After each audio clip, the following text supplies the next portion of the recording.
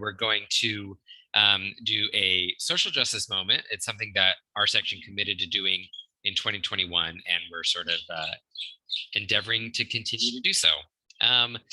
So today's social justice moment is about Black joy. Willamette Week out of Portland published a really great article in their February 2nd issue about 3 Portlanders charting new possibilities for Black people, including journeys into nature. And the article centers the voices of Black leaders here in Portland practicing and encouraging Black joy. People like Rashad Frazier of Camp Yoshi. I also have to give credit to a colleague of mine, MJ, out of the Portland office, who has also brought this concept up for reflection through casual conversation lately, and I'm feeling really inspired by it. So today we're going to watch a short 4-minute clip of a longer video that defines and talks about Black joy. And while you watch, I will also post some resources in the chat. So give me a sec here and we will get this video up and running for you.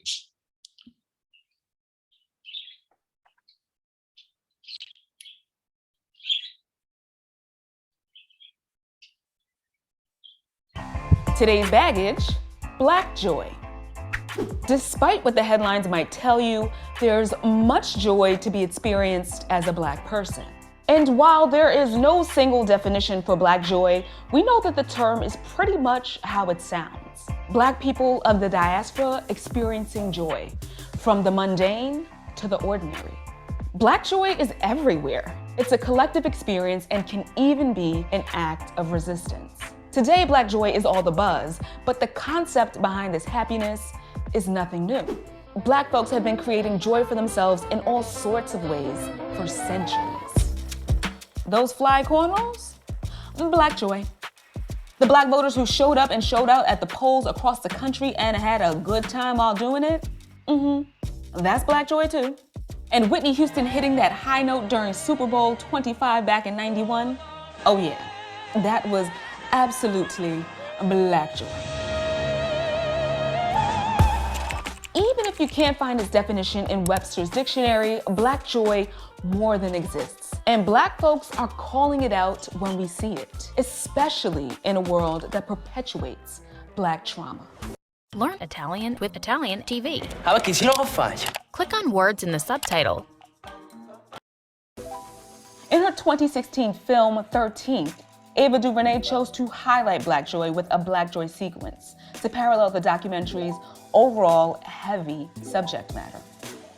In 2018, photographer Adrienne Waheed published a photo book entitled Black Joy and Resistance, which captured stunning images of Black joy and culture during events like Brooklyn's Afropunk Festival and the West Indian Day Parade.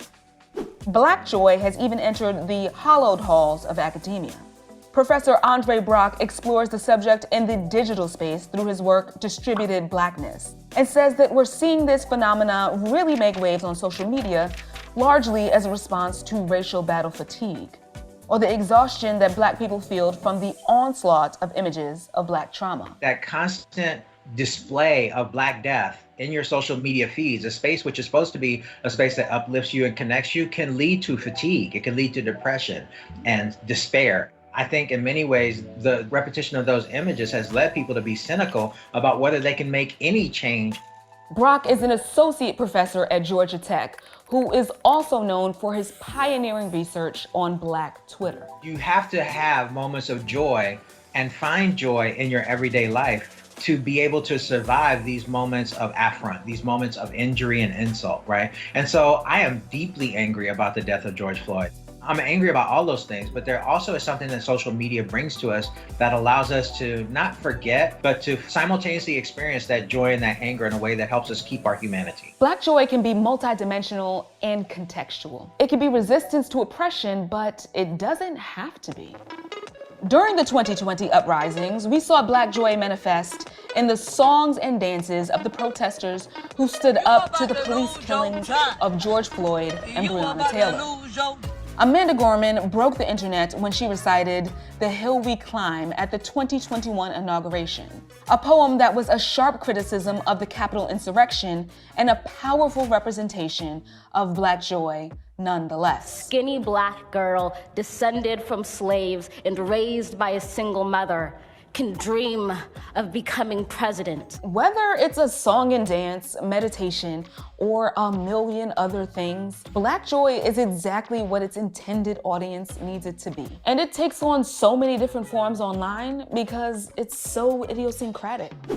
Some people love Tabitha Brown and her vegan cooking videos. Some people love watching different people attempt various dance challenges. I myself love to watch people signify and drag each other on Twitter, right? Everybody finds joy in different spaces, but the hallmark of those things is that they're doing these things for the pleasure, not for commodification, although commodification may end up being part of it. Not as resistance always, although resistance is always a part of it when you talk about certain Black activities. Brock also says that Black joy comes from Black innovation. Jalea Harmon, the Atlanta-based teenager, made a new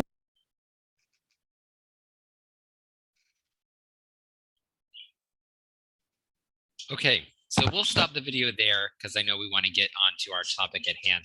But I love that. I think it's great to like really be prompted to embrace joy in all its forms. So I hope that everyone will check out. I posted the link to the full YouTube video in the chat along with a couple other resources, including the Willamette Week article that I referenced. Also a little plug for my favorite way to spend some time in February, which is the Cascade Festival of African Films. It's excellent and it's free, so you should definitely check it out. But we will move on now to our guest speaker. We've got the wonderful Nicole Sherbert here. Nicole is a communication and outreach professional with more than 20 years experience building trust and awareness and support for public sector organizations and programs. She's held communication leadership positions at the cities of Austin, Texas, and Scottsdale, Arizona, and also the Arizona Department of Transportation. She holds FEMA Advanced Public Information Officer and All Hazards certifications and has served as lead PIO in multiple EOC activations and simulations. She's also served as PIO as part of Oregon's Debris Management Task Force, leading the recovery communications effort for the northern half of the state, which included both hard-hit residential communities and environmentally sensitive, high-profile scenic and recreation corridors as a result of devastating wildfires in the region. Nicole collaborated closely with technical and operations staff from the Oregon Departments of Transportation, Emergency Management, and Environmental Quality, as well as federal and local partners to deliver top priority public communications through stakeholder coordination, direct community outreach, media relations, and personal storytelling, which is a big part of public information and involvement. I've seen a little bit of her work before. It's super cool, so I'm excited for this. Nicole, please take it away. Thank you. And sorry, that was like a mouthful on a biography. Sorry about that. That was good. I think that was taken from an abstract that we presented for something else. So it's that was a lot about me. So I apologize in advance. I am going to attempt to start sharing my screen. Hopefully I do it all right. Share screen. I want that one. Sharing sound. Okay, I think we should be in good shape. Oh man, but now I've lost, hold on one second. There we go. So I know what I'm doing over on this side too. So I'll keep my camera on for a second, but then I'll turn it off to make sure I can keep my bandwidth up too here. Thanks, Nick. That was quite the introduction. So as Nick said, I'm with WSP. I've been here for about a year and just recently moved up to Portland and to the Pacific Northwest, really. So, but I am a native. I'm a native Oregonian. I lived here as a kid and have a ton of family here. So it's really been like coming home for me. So it's been really nice. Nick mentioned that I was with, I used to work in Austin, Texas. And so that's where I'll go ahead and start. And like I said, I'm going to turn this off. I think I stopped sharing my video. Well, we'll see. I'm assuming y'all can see there.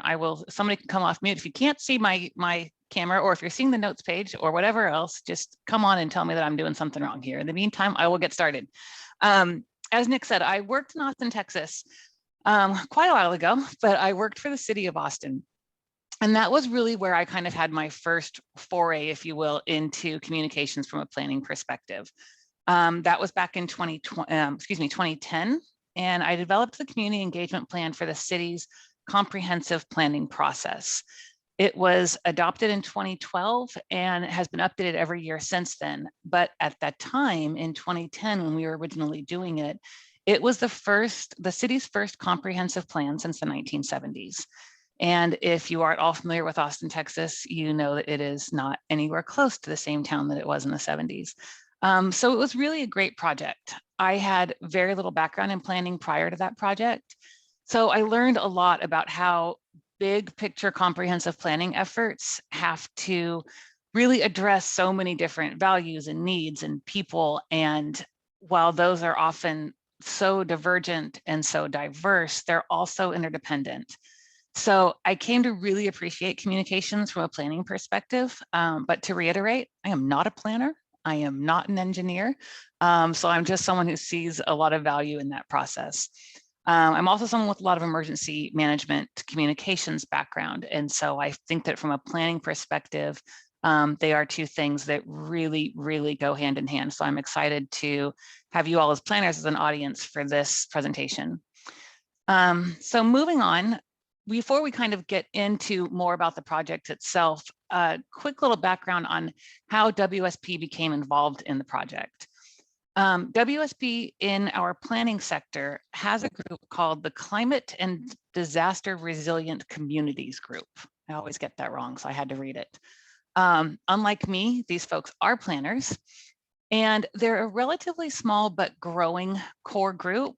They are led by Trevor Clifford, who is up here. He's based in Seattle, and so in Washington, as is Faye. Don't quote me on Trevor being from Seattle. He might be in Vancouver, but I'm pretty sure he's in Seattle. Jessica is in Colorado, and Colleen is in Oregon. So they have a very strong presence on the West Coast, primarily up here in Oregon and Washington. And they also have some qualifications in Alaska and in New York State.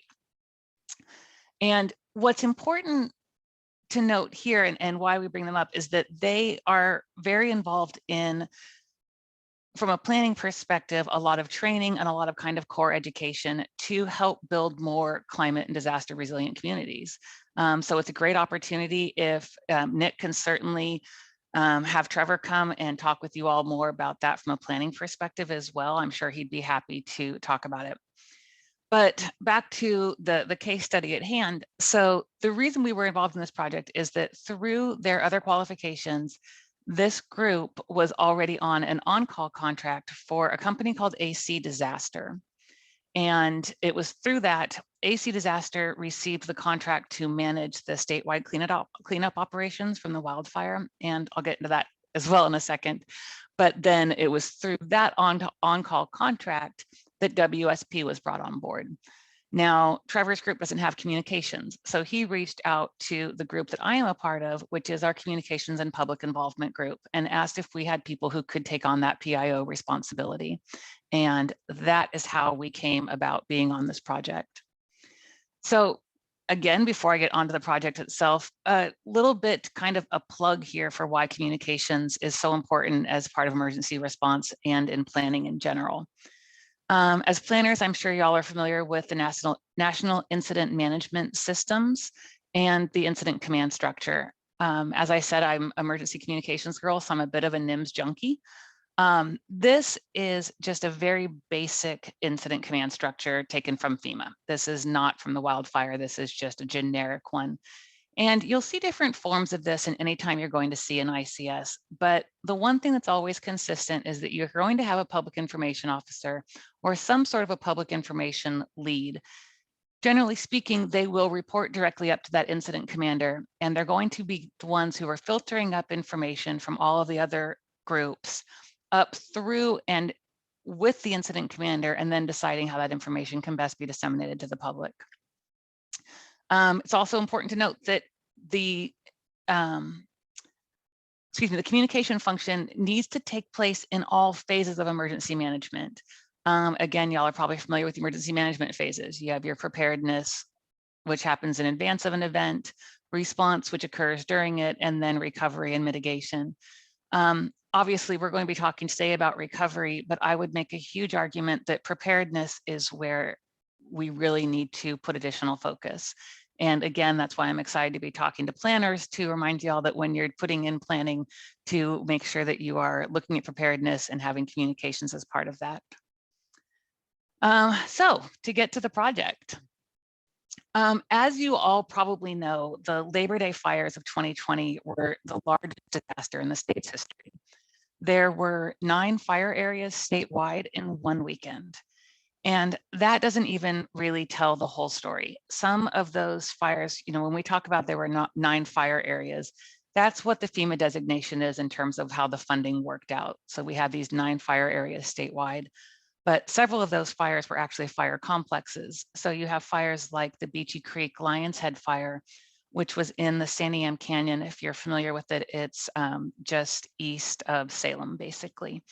And that was actually 2 fires. It was 2 of the state's largest fires, and they converged on one town. And when those 2 fires came together, they became what they called one fire.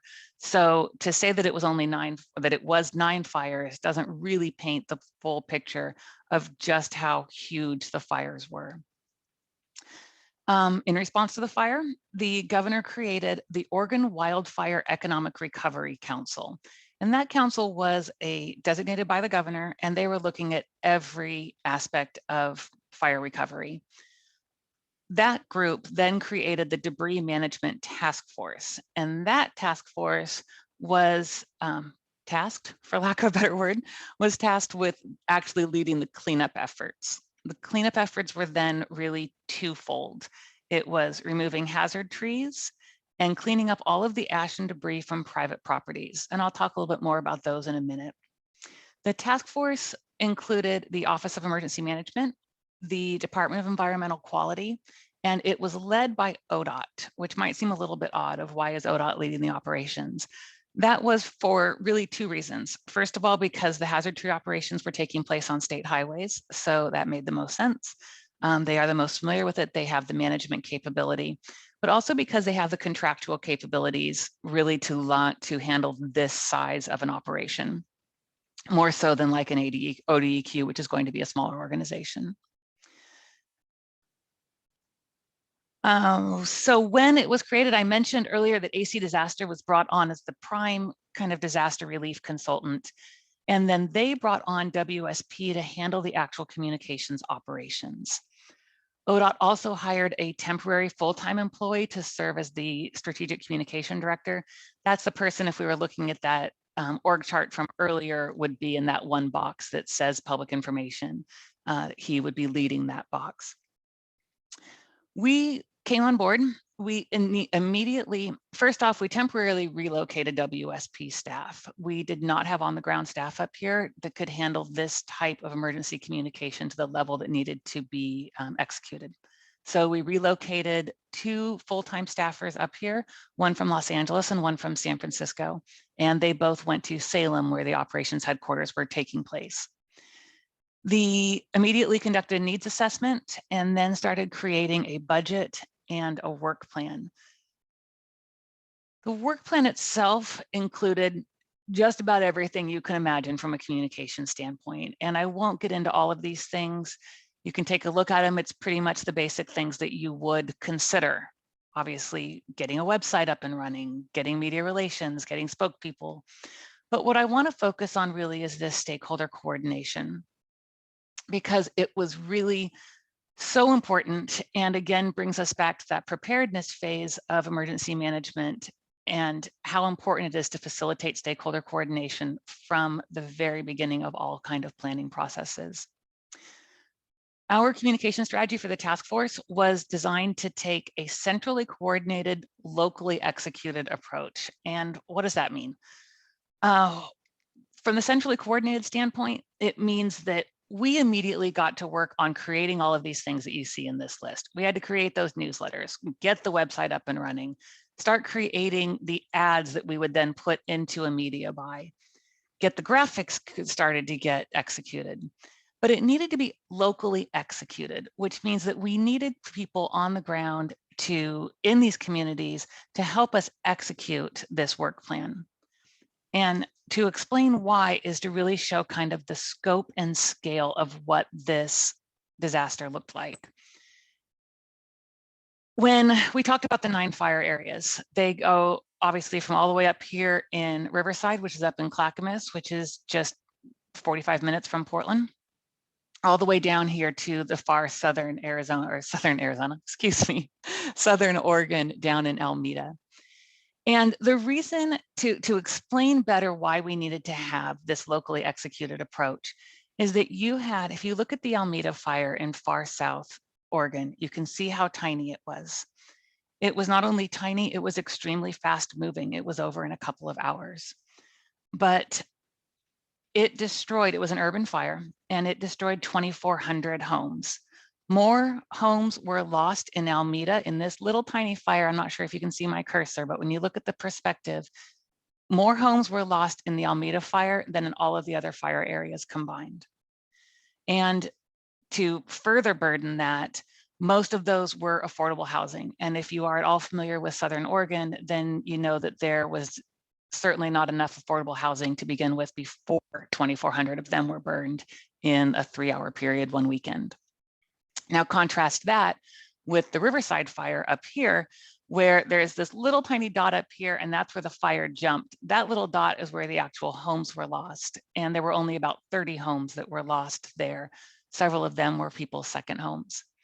The rest of this was the Riverside fire, which burned through the scenic and the wild and scenic area of the Clackamas River. This is a very heavily trafficked recreation corridor. So you had very, very engaged people from a recreation standpoint, people who run river rafting companies. So a very different audience that we're going to have. So when we talk about that locally executed communication strategy, we're talking about really partnering with the cities, the counties, the local community-based organizations, local businesses, everyone we could find and that we could start to partner with. That's what we were trying to do. The outreach for the folks in Alameda was obviously very different than the folks in Riverside, but some of the things that we needed to get from them were very similar. And I'll talk about that in a minute. So the stakeholder communication was just so pivotal in those first steps, and then it continued throughout the entire process. So as I mentioned, the operations were twofold. It was clearing ash and debris, and this is literally everything left behind after a fire. So we're talking hundreds of thousands of tons of metal and concrete from foundations, metal from cars, from water heaters, from refrigerators, you name it, everything that could be left behind after a fire. And then the hazard tree removal, there were over 1 million acres of forested land burned in the fire. The hazard tree removal was much smaller than that. How a hazard tree was defined was any tree that is not going to survive within 3 to 5 years. So if 3 to 5 years from now, it's not going to survive. And if it's within striking distance of a state highway. And striking distance was defined roughly by 1.5 tree lengths. So if you have a 100-foot tree, and there was a tree that was 100, so if a tree was 100 feet tall and it was 150 feet from the roadway, and it was definitely not going to survive after 3 to 5 years, the tree needed to be removed. So quickly on ash and debris, this is one of the areas in Alameda, and I talked about it was an urban interface. This was a neighborhood. When we look at the ash and debris cleanup, and the reason I wanted to share this graphic too is also to demonstrate this is one of the pieces that we had to put together very quickly from a graphic standpoint, because you had very complex processes that we were trying to explain to a lot of people very quickly. So to be able to do so visually was very important. And that was where we came up with this, this infographic is just a good example of that. So that's one reason I wanted to share this slide. But then also this over here on the far left, and again, I can't tell if you can see my cursor, and since I'm not on camera, you can't tell that I talk with my hands, so I'm also pointing to it.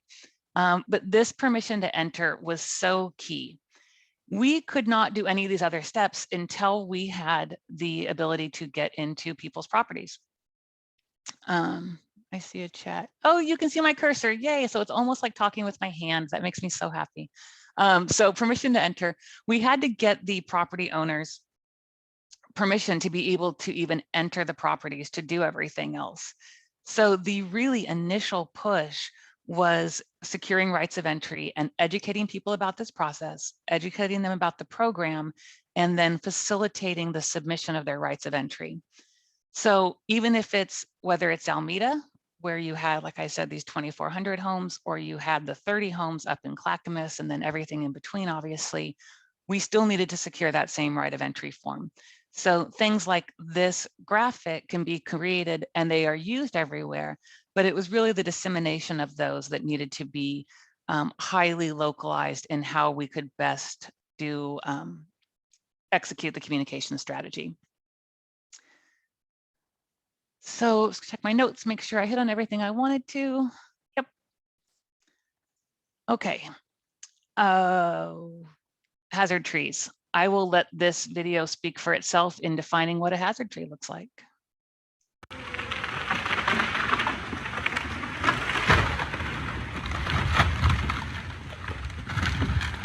I'm going to do that again because I made a mistake of pushing something else and I got it all confused. So here we go.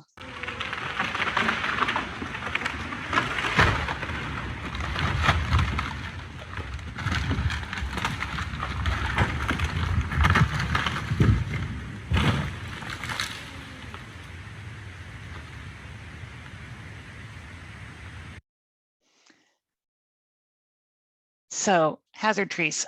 There were a little over 150,000 trees like that lined the state highways that needed to be removed. Obviously, they weren't all that dramatic, but it was still, they were, oh, wow. Yep, I agree. So like I said, I won't get into completely what the process of the hazard trees because we could have an entire weeks-long presentation just about hazard trees. But I will say that it became very controversial. And if you were, you probably saw it in the news, you saw it was all over the place. I think everyone expects that, it's the Pacific Northwest. When we start talking about cutting down trees, it's going to become controversial and there's going to be people on both sides of it. So you have to have a really nimble communications team. We were constantly creating graphics like this one, explaining the assessment process, explaining why we were cutting trees. We were disseminating videos, we were sharing photos, we were writing legislative briefings, taking the media on tours. I cannot tell you how many tours I have done up there on the Clackamas River, but also taking activists on tours so that they could better understand it. When it comes to tree removal, we even had emergencies within the emergency, both in a situation where we had protesters down in the McKenzie Valley outside of Eugene in the Holiday Farm fire. We had people running underneath a helicopter that was pulling trees like that out, that obviously if it had dropped would have killed anyone underneath it quickly. So we had to shut down operations because of protesters. We also did have a worker injury. Luckily, he was okay, it's fairly amazing with as dangerous as this work is that we had so few injuries, but we still had to obviously address that from a communication standpoint. So it's controversial work, it's dangerous work. You have to be nimble and you have to be informed. So the communications team was really embedded with the operations folks. I cannot tell you how many hours of 2021 I spent just on operations phone calls, listening to every single thing that's going on, because you have to be fully embedded to be able to execute this kind of a communication strategy.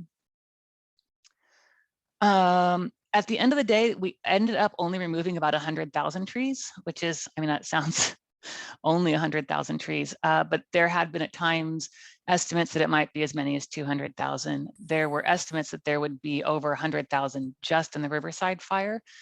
We ended up only having to take out about 15,000, but it still was a difficult and arduous, long process. At the end of the day, we ended up clearing about 3,000 properties statewide as well. So there's some trees. That picture just always never ceases to amaze me. That's just one log deck in one of the fire areas. And then the ash and debris was really devastating to see. So I showed you earlier just the kind of generic org chart. This is the actual incident command org chart for the, for the task force. This strategic comms director right here, this Tony Anderson, that was who I said they had brought on a full-time person at ODOT to kind of serve as that strategic comms lead. Normally it's called the public information officer, but then it's what they've called the comms lead, but it's that same role. So I'm certainly not going to get into all of this other than to say, A, it's huge. B, you can see down here, the entire operation was split into north and south operations. It is not only because there were such different issues in the north and in the south. There was certainly a lot more tree work in the north and more ash and debris work in the south, but also just the sheer size of it. You can't have effective operations in that size of an area without splitting it up. And so from a communication standpoint, we did the same thing. I was brought on to cover communications in the north part of the state, and Kevin handled everything in the southern half of the state. We also brought on a full-time videographer.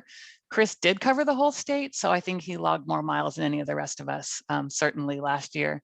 And then we also had collateral production support, which is really our graphic staff, some writing staff, additional folks who weren't here with us full-time, but that they did provide support. Just really quick who we are. There's Kevin. Kevin was in the south. There's me. I was in the north. Chris was with both of us. He is up here in Portland, so I got the benefit of having a little bit better access to him. So we had a lot of things focused in the north. Trevor, who I mentioned earlier, is our Resilient Communities lead.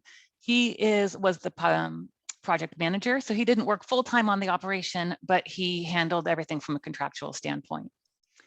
And I mentioned earlier that we relocated staff. Joseph was the initial person who came up to really get things developed. I was hired full-time to take over Joseph's role. So they acted very quickly. They had me on staff by February, and Joseph was able to head back to San Francisco, which he was happy to get out of the hotel in Salem, I'm sure. And then we also had additional support staff as well. So the fun stuff, I'll get into some of the communications tactics, and I'm kind of looking at the time. I think I'm kind of going through a little bit quickly, but I figured there weren't a lot of folks on here that maybe we could get through it, and we might have some time for conversation as well. The first thing we did, in addition to obviously setting up some graphics and getting talking points and getting the work plan and the budget, but one of the first things we did was put up a place where we could have a real-time information sharing. We needed something that we could have complete control over. As you can imagine, if we tried to go through the state agency, we are trying to take over part of ODOT's webpage. You don't have I talked about needing to be nimble. You don't have that nimbleness, so to speak, when you are trying to work within a large agency's website. So we created a website that we could control the content on ourselves. The beginning was very much about just getting information out. Things like the right of entry. Here's what a right of entry is. Here's how you can fill it out. Here are some community partners in your neighborhood where you can go and they can help you better understand the right of entry. Here are the steps of the cleanup process. Here is the insurance implication information. It was really just getting out basic public information. As it continued to evolve, we really used the blog for everything. We used it to amplify positive media stories when they happened. We used it to, I would almost say that we used it to dispel some of the negative media attention when it comes to hazard trees. We were able to have a platform to respond to some of the information that was appearing in the press, a lot of which was not accurate. We used it to really do some personal storytelling. One of the things that we committed to doing at the very beginning was to amplify community voices. So we did a lot of interviews with folks, a lot of profiles of CBOs, profiles of families, profiles of businesses, to help people tell their own story of recovery in their own words and in their own time. So it became something that we could also use for a kind of a one-stop shop for our e-newsletters that we sent out quarterly. This screenshot shows a weekly update. We did those every week. We did monthly talking points. So we really kind of use this as a clearinghouse for everything. It also, you'll show here, and I didn't include a slide about this, but the step 2 cleanup status. This will take you out, and it's actually still up and running. I can share a link to it at some point, which was the dashboard, excuse me. So it could show you by fire, how many trees have been assessed, how many trees have been removed. We did not control that site. That was done by one of the monitoring firms because they actually kept better details of exactly, which tree has been cut which day. But we linked out to it and we referred to it often and certainly used that information. So this really became our one-stop shop for information. I mentioned earlier, then you've already seen this graphic. I probably could have pulled a better graphic since I already used that one, so I apologize. But we were really trying to communicate some fairly complex processes. So we used those through graphics. So we did a lot of infographics, a lot of photography, which I'll show in a second as well. Media coordination and outreach. I cannot understate the importance of effective media outreach. And that is not just because I am a former reporter and a media outreach coordinator. We really relied on the media for so many reasons. And it's not just the traditional media. Obviously here you're seeing traditional media, but I mentioned it's important to have the local execution of getting your communication tactics out there. We can create advertisements, but I didn't know that the McKinsey Reflections is the most read paper in the McKinsey River Valley. Who knows that? The people who know that are the people who live there, the people who are the local stakeholders. So they are the ones who are going to be able to direct you, that you're targeting your media outreach to the right folks, so that you're doing regular updates with the McKinsey River paper, with the Alameda paper, with the folks, the outlets that the people are really going to be affected by the most. But at the same time, we also want to amplify these stories. I mentioned that we use our blog for that, but there were times, and this picture just makes me happy because the gentleman in this picture, the picture on the right over here, we got word from this gentleman, from Mr. Walter, I can't think of Walter's last name, that he is the president of the Vida Community Center, which is down in the McKinsey Valley.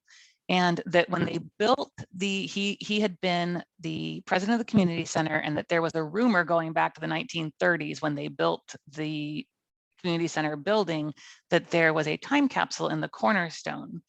The building, of course, burned down. And so when he approached us and said that this was happening, that they thought it might be there, the operations team took a very different approach. Rather than just tearing down the building like they normally would, they did it very methodically.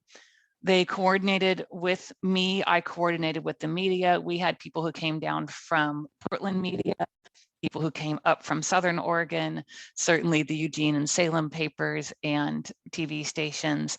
And sure enough, we found a time capsule, which is another story for another day. If you're planning on putting in a time capsule, make it better than what this was. But we did find the time capsule nonetheless. And it was a really great opportunity for some positive media coverage. And I was able to get all of the media there because I had worked so closely with them in keeping them updated on the progress throughout the entire project. So really keeping people informed, using them for as much amplification of positive stories and of the actual just kind of hardcore public information stuff that you need to get out there, those rights of entry and everything else.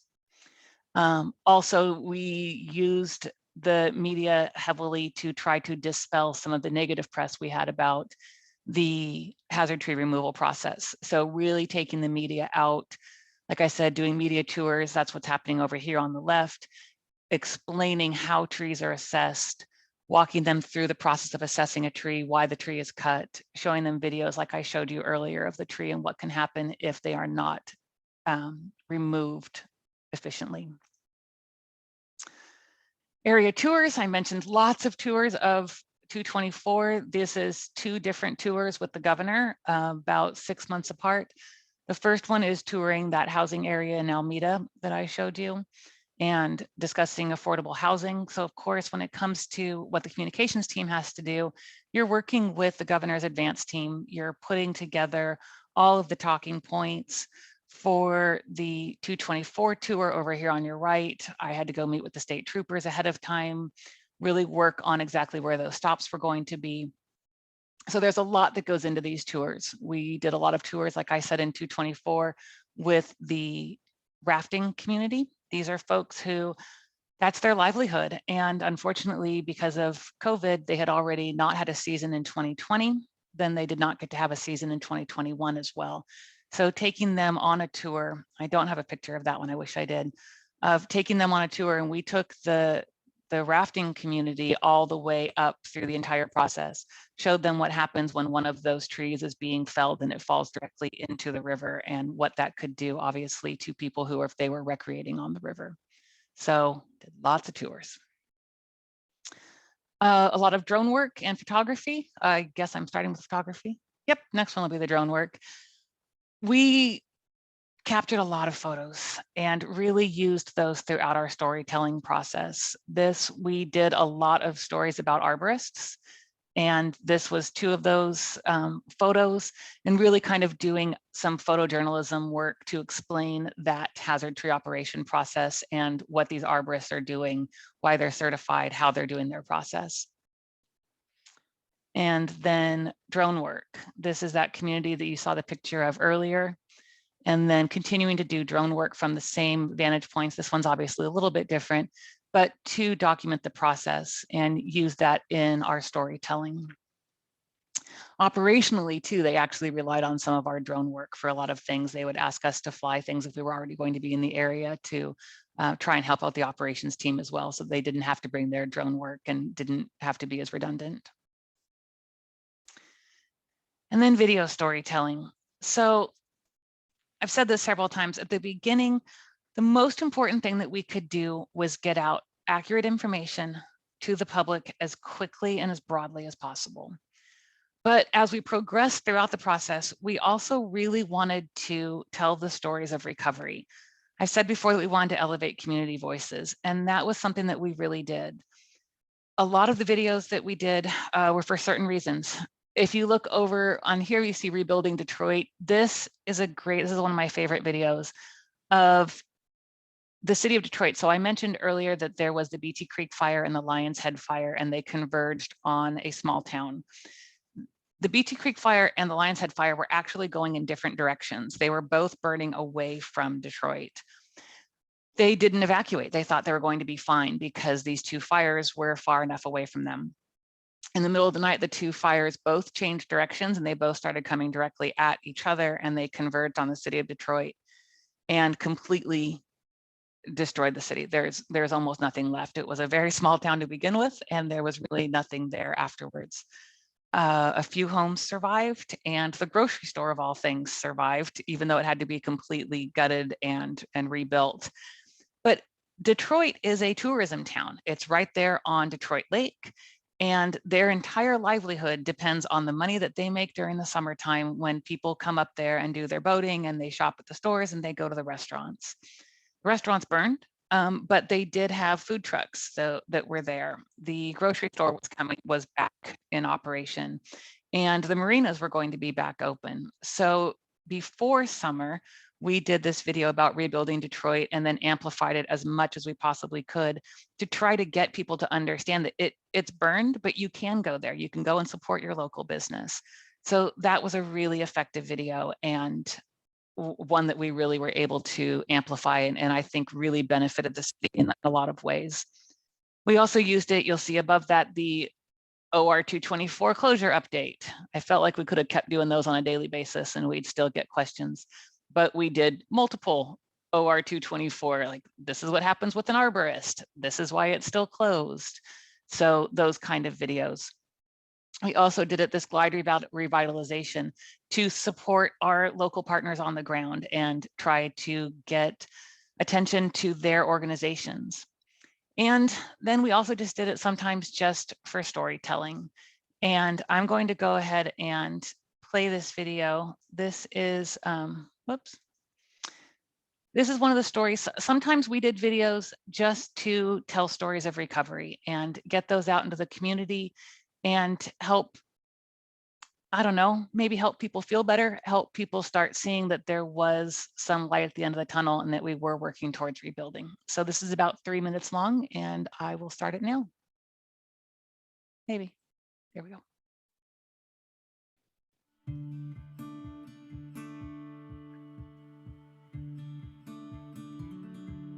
This originally was horse and cattle ranch. My family moved onto the property in 1868. It passed down from my great-great-grandfather to my great-grandfather to my grandparents, and I have run it for 39, almost 40 years. It is a summer recreation campground. We have areas that are full service, water, electricity, and sewer, had, the past tense. Altogether, there's 550 campsites here. It's like a gigantic family.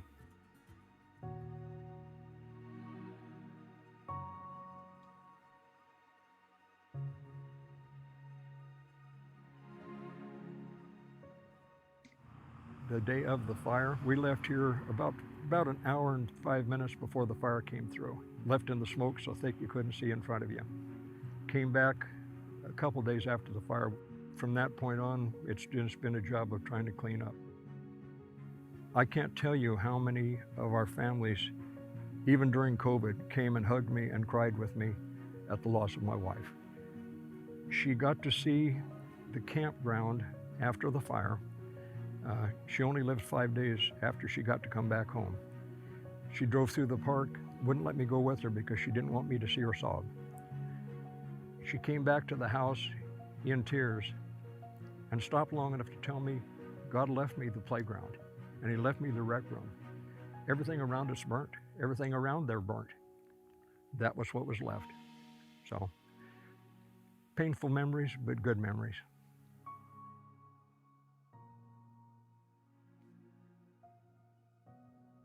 ODOT has done a phenomenal job for us. They've just been phenomenal. The guys at K&E, you could not ask for people that were more eager to help and do the right job. The crews came through and removed all of the scrap metal, all of the debris, all of the ash, and then scraped the ground to be sure that any noxious materials were picked up. We've got generations of family here, and they keep making babies, and those babies still grow up here, so we want to be sure everybody stays safe. And having the soil safe, because children play in the dirt, so it's very important that they get rid of anything that might be a contaminant that might hurt some of our folks. Over the years, not because we intended to, but just the way it worked out, we became really diverse. These folks watch after each other's children. They watch after each other's property. You couldn't have a nicer community. And that's the way this whole country ought to be. People really ought to, they ought to take a look at this when we have it up and running again and see how easy it would be, just to get along. It's so simple. What brought me back here was my families. After the fire, the support we got from the families in here and the desire for us to rebuild, as much as I wanted just to curl up and not do anything, they helped bring me back out of that. And my wife would not have stood still for having me let this fall apart. She just wouldn't have. So I rebuilt it in her honor. I rebuilt it for my families. This place is full of love.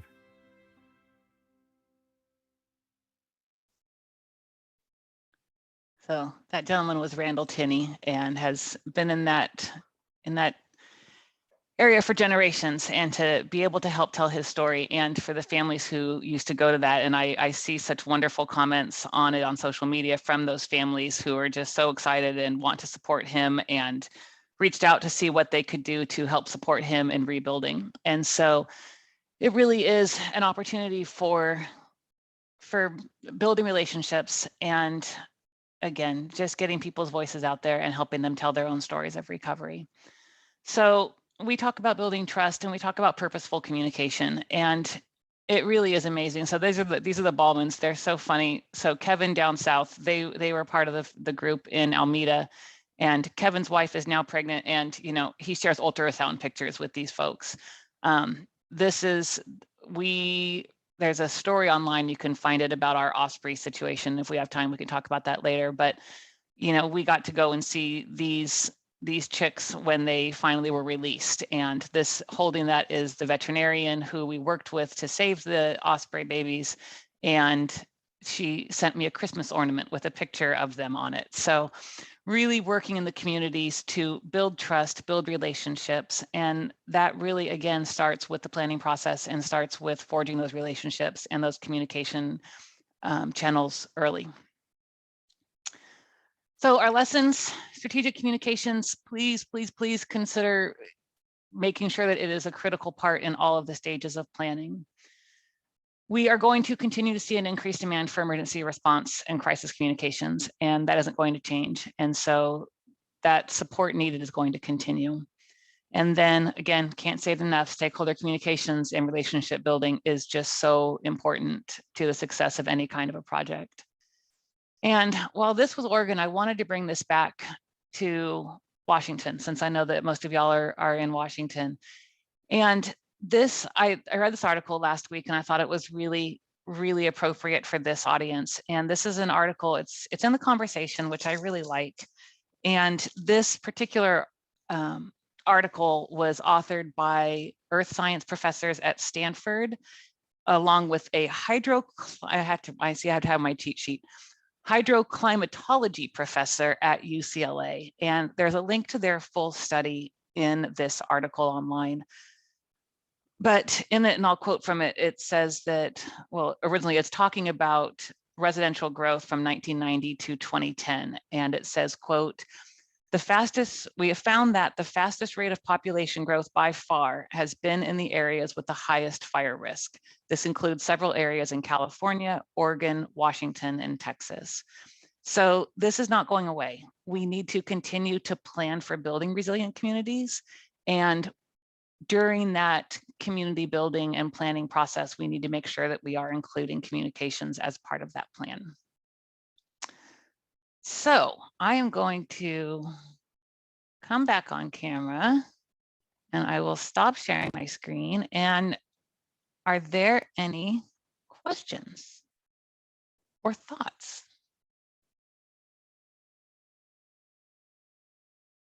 Is anyone still there?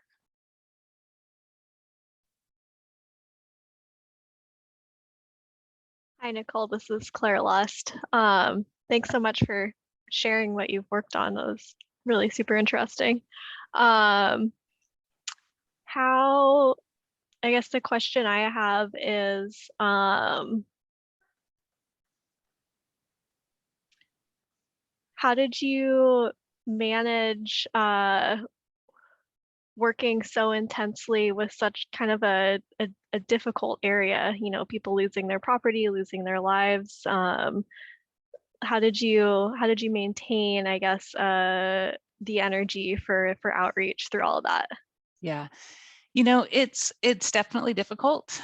I will say that from the communication standpoint, because I lived here, that helps, because I was able to come home to my home and be comfortable. And it's still emotionally exhausting, but it's much more difficult. And I've been on emergency communications assignments where you are also embedded in it. And that really does get extraordinarily difficult. And so, you know, the only way to get through that is really to just continue to take inventory of yourself and of your coworkers and make sure that everyone's okay.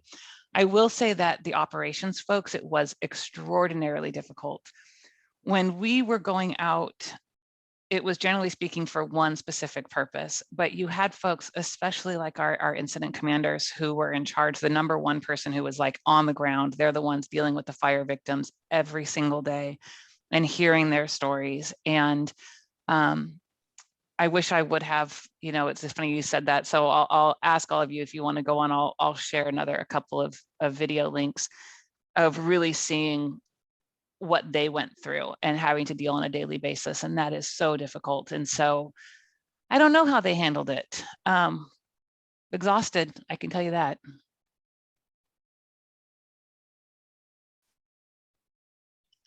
Thanks.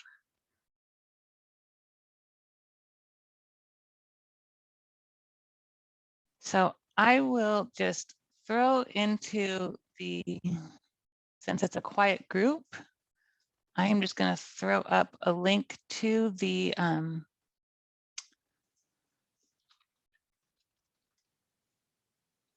blog site. And so if anyone wants to explore some of the other videos or some of the other things that we shared, you can there. And I will say, so if you talk about how do we get through this video, that was the last story that we really worked on, is quite possibly one of like the greatest stories ever. For some reason, the video won't play on my computer, which is why I didn't share that one. I don't know what's going on with it.